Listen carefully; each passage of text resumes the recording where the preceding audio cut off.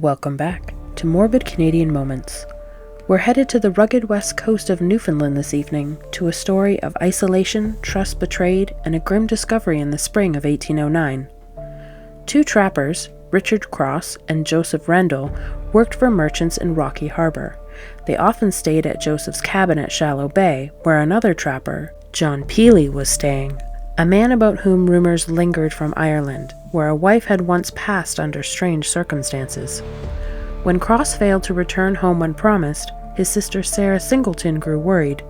2 days later, she set out with family friend John Payne to find him. After trekking through deep snow, they reached the cabin and found Peely holding an axe, acting strangely and refusing to answer their questions. They stayed the night uneasy. The next morning, Sarah spotted her brother's mittens and snowshoes, half buried outside.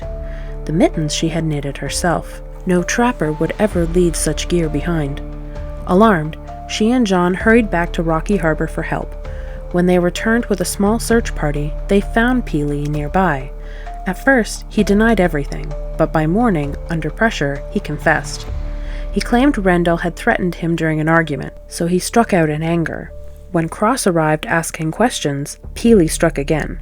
After confessing, he led the group to their resting place, buried in snow and ice. Peely was taken to St. John's, tried, and met his sentence on September 5, 1809, at an area known as the Barrens, a grim warning in a land where law was still fragile. According to legend, after justice was served, Sarah Singleton and John Payne married in St. John's before returning home.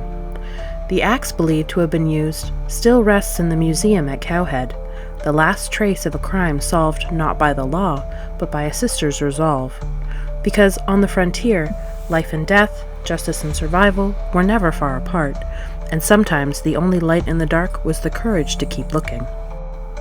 Before you go, thank you to the more than 4,000 of you now following Morbid Canadian Moments. I started this with just a phone, a mic, and a love of dark Canadian history, never imagining so many others would share that curiosity. You're the reason these forgotten stories keep coming back to life. Tomorrow, we leave Newfoundland's coast for the shadows of Old Toronto and a ghost with unfinished business. See you then.